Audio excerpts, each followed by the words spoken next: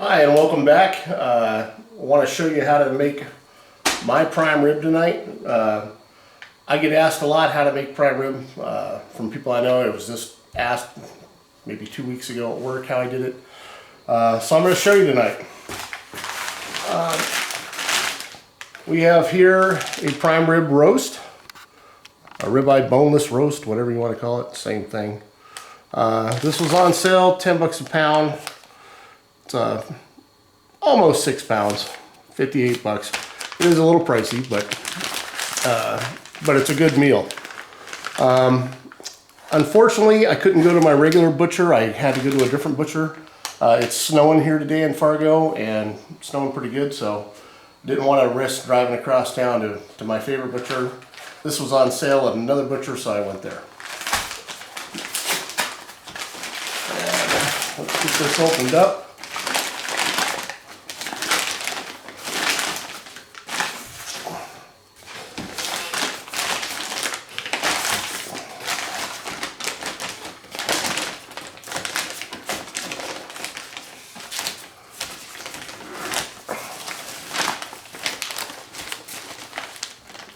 This actually has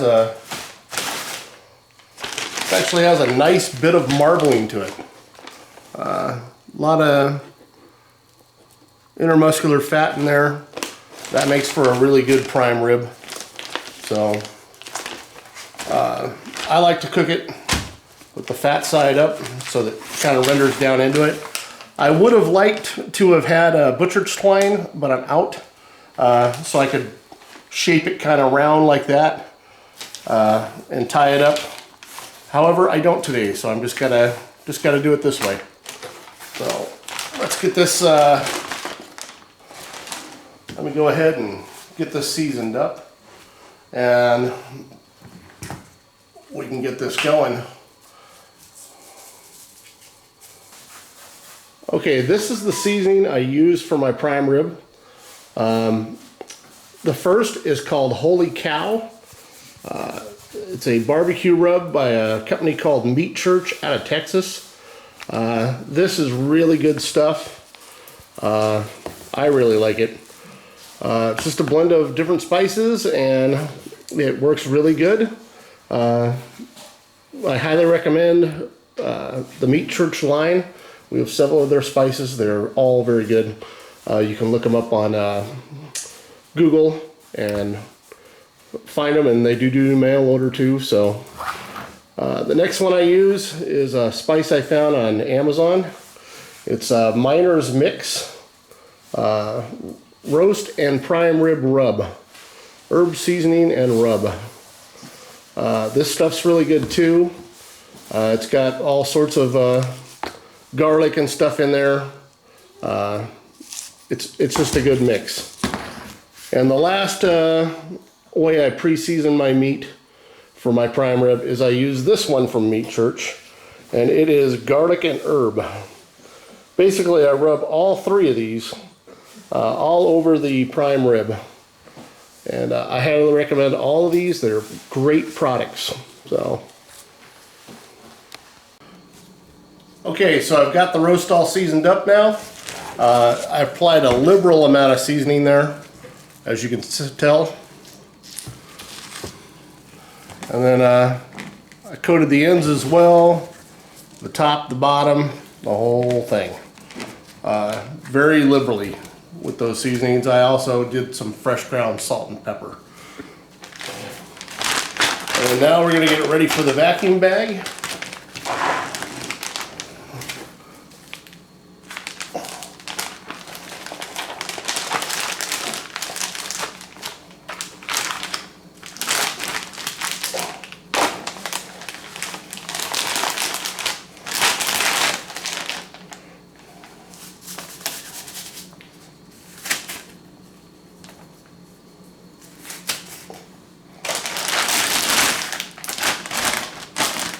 And we're going to get this all vacuumed up.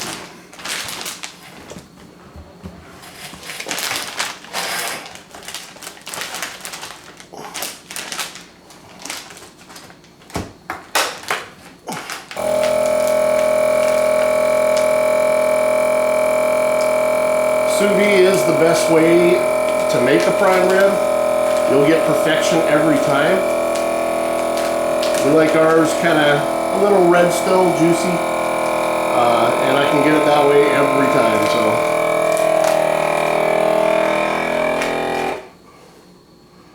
So, and then we're just going to do manual seal and vac. It'll suck any more remaining air out, and then it'll put a seal on it. And I like to add a second seal with the manual seal button here. So once it's done, I just kind of pop it open. Like I said, I'm a little extra paranoid. I like to do a second seal, and I like to make sure it's well sealed and there's nothing in there that can mess up the seal. I'll put it back in there for a second seal on the sealing bar. And I'll just hit manual seal. And in just a couple seconds it'll be done and we'll be ready for the water bath.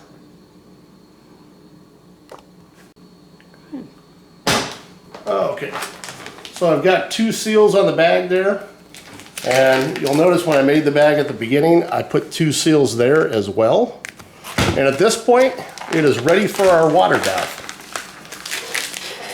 Sous vide cooks to perfection. This will only remain at 132 degrees. And that's what we're going to cook this in. So I take off my lid temporarily here. And I just place my meat down in it. And that should sink beautifully. I'll just put my lid back on. And we'll come back in 8 hours and finish it up. Okay, so we've got about 30 minutes left on our prime rib roast in the sous vide.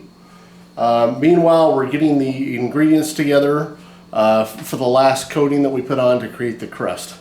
So what I have here in this bowl is I have 2 tablespoons of rosemary, 2 tablespoons of thyme, some fresh sea salt ground, some fresh ground black pepper, and some seasoning salt. And to that, we're going to add about 3 tablespoons of garlic,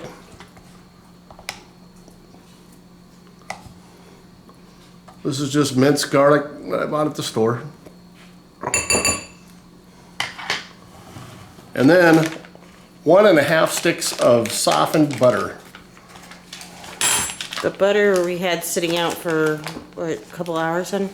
Yeah, a couple hours just to soften it. And then we're going to get that all mixed up, and that's what we're going to put all on our meat. Okay, so it's been 8 hours. Our prime rib is done. We did have to throw a small plate on here, just so you can see. It started to flow a little bit. I don't know if it's a slight amount of air in the bag, I don't know. But so I'm going to unplug my circulator. Go ahead and take this off and set it aside. Take out that plate we put in there and grab out our roast. It's really floating now that we took the...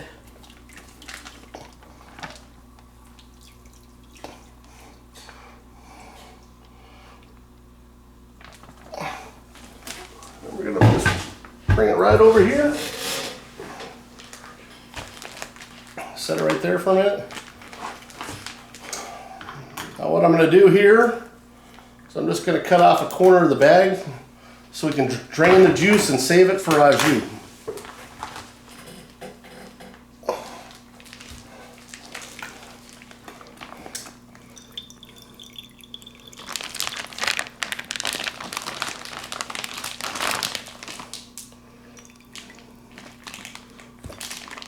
Okay, now that we have the juice out, we're going to go ahead and cut it open, and we're going to transfer it over to a sheet pan. I've already got some paper towels down here on the sheet pan.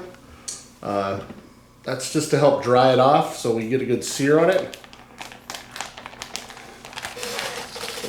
cut that open.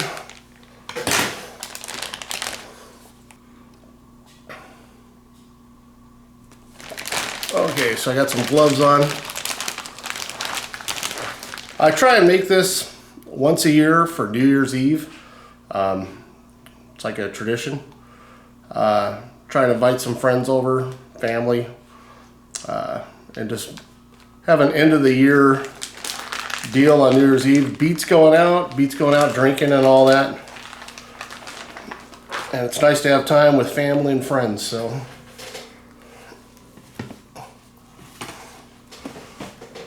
And now we're just gonna pat this dry to get all the moisture off of it. That's why I put it on a paper towel. The sear method works best if you get the liquid out of it or off of it. It'll sear up even better. If not, it's got to dry it out first, and that takes a while and all. So you just want to get it good and dried first. And as you can see, there's plenty of seasoning still on it. And we're gonna put a different seasoning on it that you just saw us making. And as soon as I get this on the pan, we will put that on there.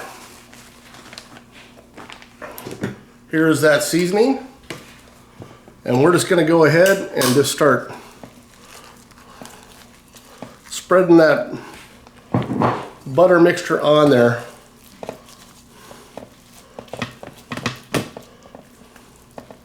And make sure this thing's well coated with it.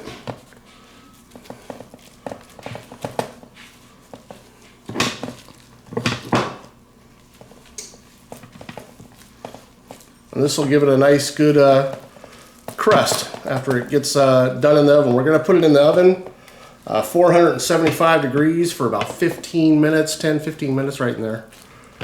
And this should form a nice crust on it.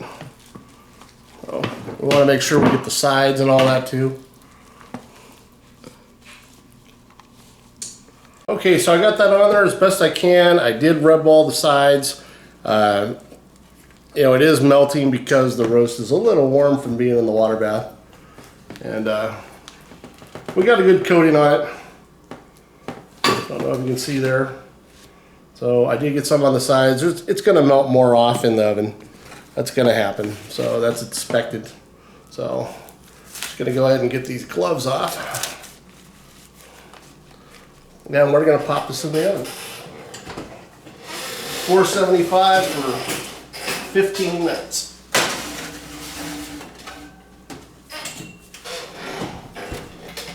Okay, so we've been in the oven 475 for 15 minutes. We're gonna go ahead and turn off that oven. We're gonna open this up. Oh, that looks nice. And we have a sizzling hot prime rib there.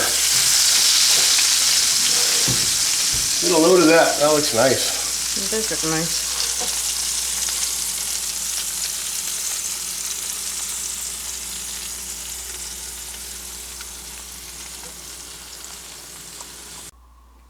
Okay, so I just transferred my prime rib to the cutting board. Now I'm going to bring the cutting board over here to the counter.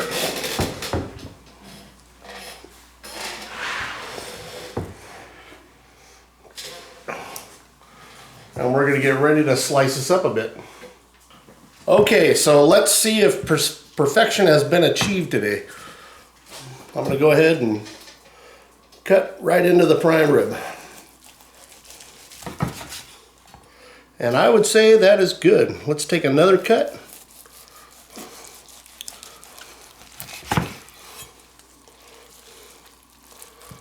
And we will stick this on the plate over here. And there you go. From our family to you, happy holidays. Thanks for watching. Yeah, she's ready. Go on.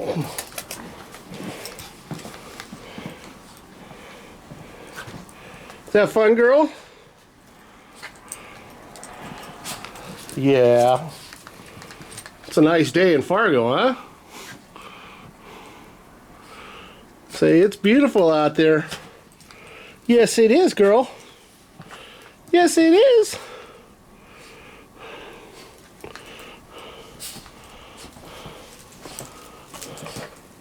You catching snow on your tongue?